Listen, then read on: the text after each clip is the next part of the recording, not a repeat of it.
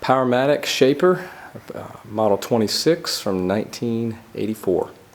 This was a complete restoration and rebuild down to every nut and bolt, wire brushed, de-rusted, lubricated, put back together, new paint job.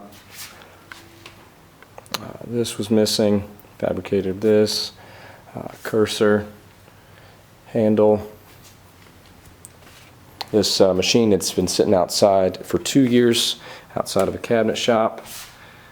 Square D starter with new enclosure, and furnace and drum switch, which I fabricated the cover for, original motor cover, and then in the back it was missing a cover here, which I made,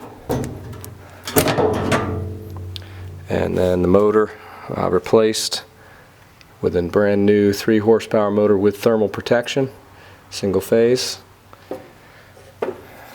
This was quite the project. Fire it up.